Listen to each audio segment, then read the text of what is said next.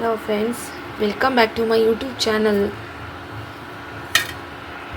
ಇವತ್ತು ತೊಗರಿಬೇಳೆ ಉಪಯೋಗಿಸ್ಕೊಂಡು ಬೇಗನೆ ತುಂಬ ಸುಲಭವಾಗಿ ಮಾಡ್ಬೋದಾದಂಥ ಪಪ್ಪು ಸಾರನ್ನು ಮಾಡ್ತಿದ್ದೀನಿ. ನಿಮ್ಮ ಜೊತೆನೂ ಶೇರ್ ಮಾಡ್ಕೊತಿದ್ದೀನಿ. ಒಂದು ಸ್ಮಾಲ್ ಬಾಟ್ಲಲ್ಲಿ ಬೇಯಿಸ್ಕೊಂಡಿದ್ದೀನಿ ತೊಗರಿಬೇಳೆನ.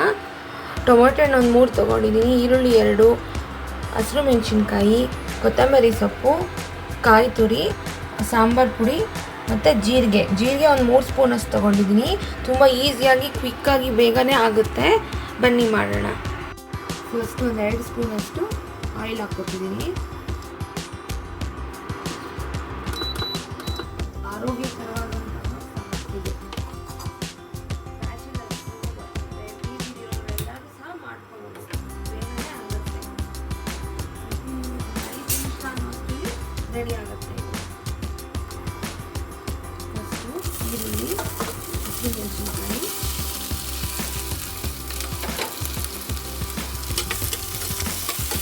ಇದು ರುಬ್ಬೋದು ಬೇಡ, ಏನು ಬೇಡ, ನಮಗೆ ಡೈರೆಕ್ಟಾಗಿ ಎಲ್ಲ ಹಾಕ್ಕೊಂಡು ಬೇಗನೆ ಮಾಡ್ಬೋದು.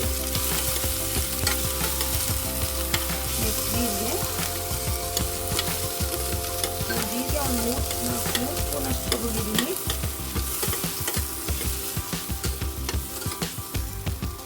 ನೆಕ್ಸ್ಟು ಟೊಮೊಟೊ ಹಣ್ಣು ಹಾಕ್ತಿರ್ತೀವಿ.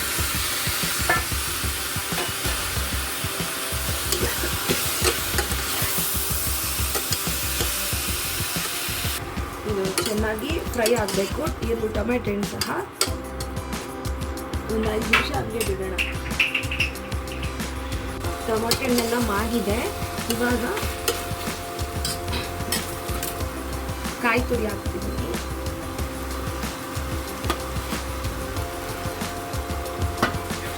ತುಂಬ ಟೇಸ್ಟಿಯಾಗಿರುತ್ತೆ. ಸಕ್ಕತ್ತಾಗಿ ತುಪ್ಪ ಹಾಕ್ಕೊಂಡು ಊಟ ಮಾಡಿದ್ರೆ ಹೆಲ್ತಿನೂ ಸಹ.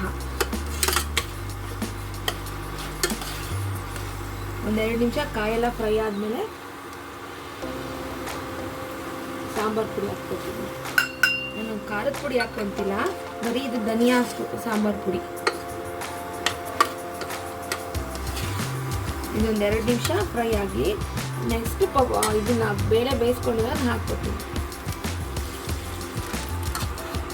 ನೆಕ್ಸ್ಟ್ ಬೇಯಿಸಿರೋಂಥ ತೊಗರಿಬೇಳೆನ ಹಾಕ್ಕೊಂಡೆ. ಇದಕ್ಕೆ ನೀವು ನೀರು ಆ್ಯಡ್ ಮಾಡ್ಕೋಬೇಕು. ಇದು ಗಟ್ಟಿಗೆ ಬೇಕು ಅಂದರೆ ಇದೇ ಸಾಕು. ನಾನು ಸ್ವಲ್ಪ ನೀರು ಆ್ಯಡ್ ಮಾಡ್ಕೋತೀನಿ.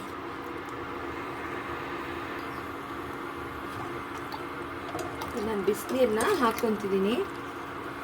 ನನಗೆ ಈ ಕನ್ಸಿಸ್ಟೆನ್ಸಿ ಬೇಕು, ಹಂಗಾಗಿ ನೀವು ಗಟ್ಟಿಗೆ ಬೇಕಾದರೂ ಮಾಡ್ಕೋಬೋದು. ಇದೆಲ್ಲ ರೆಡಿಯಾಗಿದೆ. ಇವಾಗ ಉಪ್ಪು ಹಾಕಿ ಲಾಸ್ಟ್ಗೆ ಒಗ್ಗರಣೆ ಕೊಟ್ಕೋಬೇಕು.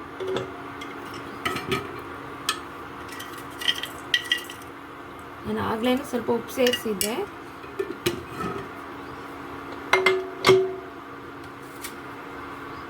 ಇಷ್ಟು ಕೊತ್ತಂಬರಿ ಸೊಪ್ಪು,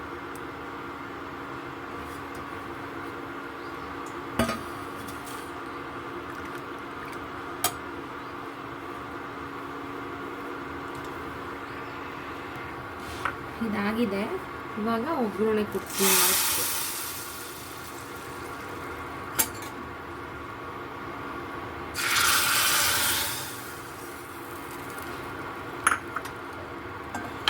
ರುಚಿಯಾದ ಬೇಳೆ ಪಪ್ಪು ಸಾರು ರೆಡಿಯಾಗಿದೆ.